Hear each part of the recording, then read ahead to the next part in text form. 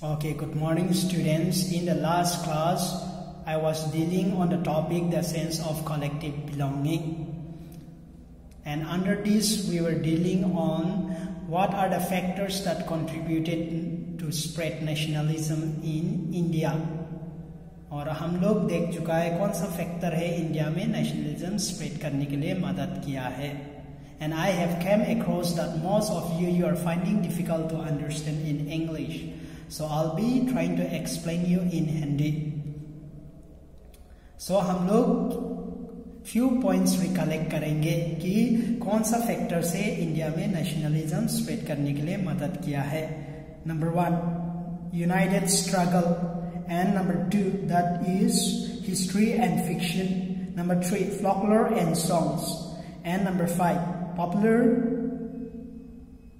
popular prints and symbols.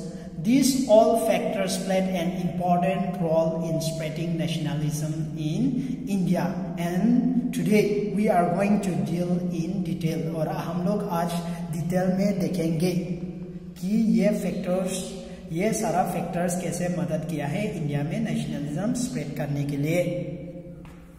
Then the identity of the nation, as you know, see chapter 1, is the most often symbolized in a figure or image. और जो nation का identity है उसको ज्यादातर पहले जाना जाता था इमेज से या फिगर से जाना जाता था. और हम लोग चैप्टर 1 डील नहीं किया है जो है नेशनलिज्म इन यूरोप. वो चैप्टर 1 हम लोग देखेंगे वहां कि जितना भी यूरोप में नेशन फॉर्म हुआ है वो ज्यादातर फर्स्ट उसको सिंबलाइज किया है फिगर में या इमेज में. Then this helps create an image with which people can identify the nation. और ये इमेज और फिगर्स बहुत हेल्प करते हैं लोगों को अपना नेशन को आइडेंटिफाई करने के लिए कि means I belong to which nation, उसको आइडेंटिफाई करने के लिए बहुत मदद करता है ये फिगर और image. Then it was in the 20th century with the growth of nationalism that the identity of India come to be visually associated with the image of Bharat Mata. Then 20th century में India को symbolize किया है with Bharat माता. तो 20th century में India में nationalism already growth हो चुका था, मीन्स ऑलरेडी डेवलप हो चुका था. तो इंडिया को 20th सेंचुरी में इंडिया का जो फिगर या इमेज इंडिया को भारत माता की नाम से जाना जाता था और भारत माता का इमेज से इंडिया को जाना जाता था during 20th century. The image was first created by Bankim Chandra Chattopadhyay. और ये इमेज को क्रिएट किया है by one of the famous writer that is Bankim Chandra Chattopadhyay. और बंकिम चंद्र चटर्जी का नाम से भी उसको जाना जाता है. In the 1870s he wrote Vande Mataram as a hymn to the motherland. और इन द ईयर 1870 वो बंकिम चंद्र उसने वंदे मातरम लिखा है. और ये वंदे मातरम सॉन्ग को वो डेडिकेट किया है to the motherland. We know motherland means हम लोग सब जितना भी नेशन है वर्ल्ड में उसको मदरलैंड का नाम से जाना जाता है. तो ये बंकिम चंद्र चट्टोपाध्याय ने 1870 को वंदे मातरम सॉन्ग लिखा है और ये सॉन्ग को वो डेडिकेट किया है इंडिया पर, अपना motherland. Later it was included in his novel Anant. और ये वंदे मातरम जो सॉन्ग है इसको बाद में अपना नॉवेल में वो इंक्लूड किया है बंकिम चंद्र चट्टोपाध्याय ने. और उसका वो जो नॉवेल लिखा है वो नॉवेल का नाम है अनंत. and widely sung during the Swadeshi movement in Bengal. और ये जो वंदे मातरम सॉन्ग है उसको बहुत जोरदार से मीन्स गा रहा था लोग जब स्वदेशी मूवमेंट हुआ है बंगाल में। और स्वदेशी मूवमेंट हम थोड़ा एक्सप्लेन कर देंगे, it's not there in the textbook, लेकिन हम थोड़ा स्वदेशी मूवमेंट का बारे में बता देंगे। ये स्वदेशी मूवमेंट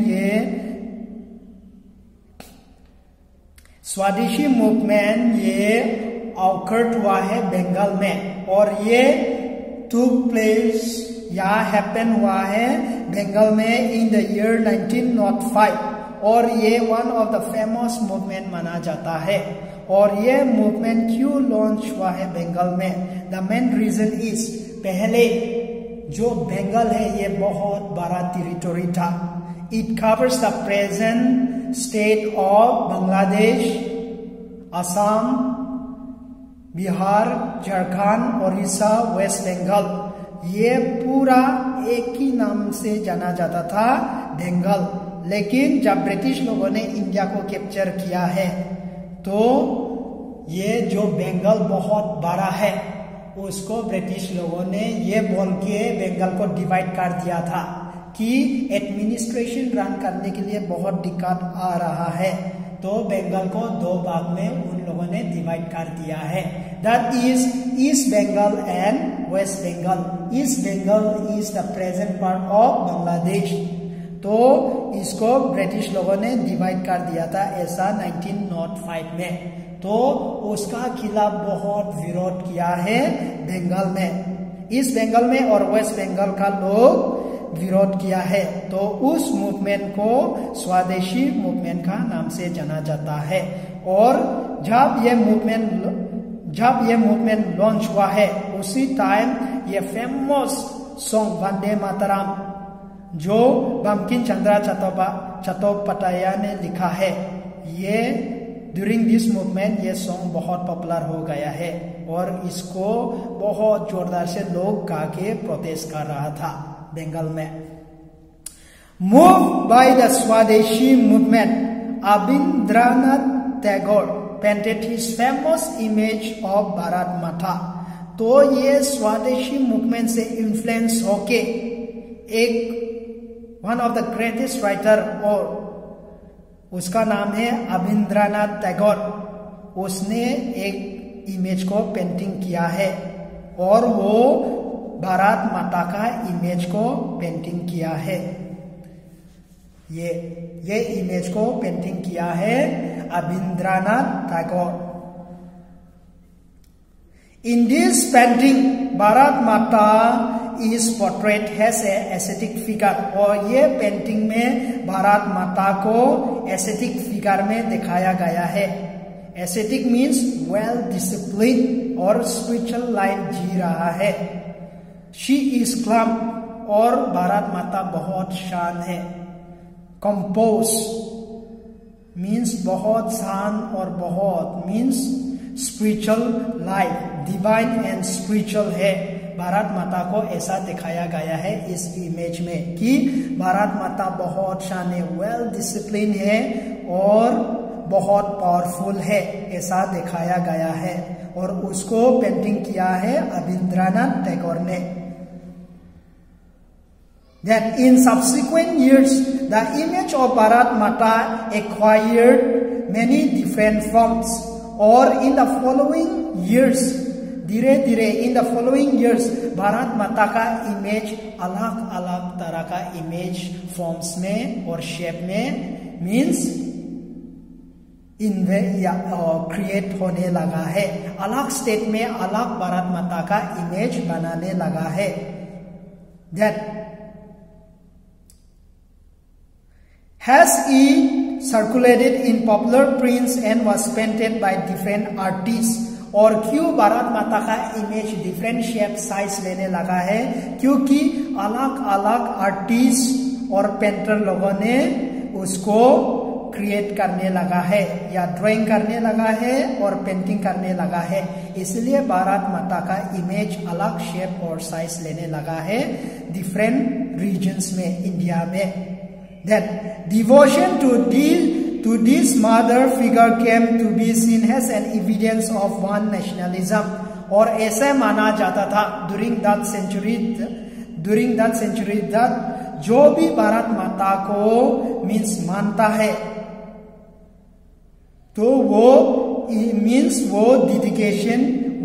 डिडिकेशन दे रहा है इंडियन नेशनलिज्म में, या वो इंडियन नेशनलिज्म में कंट्रीब्यूट कर रहा है। जो भी भारत माता को डिवोट करता है वो इंडियन नेशनलिज्म को बहुत कंट्रीब्यूट कर रहा है, इंडिया को आजाद करने में फाइट कर रहा है, ऐसा नजरिए से देखा जा रहा था। Thank you. I'll be dealing tomorrow the rest topic, and if you have any queries, you are most welcome to ask. Thank you.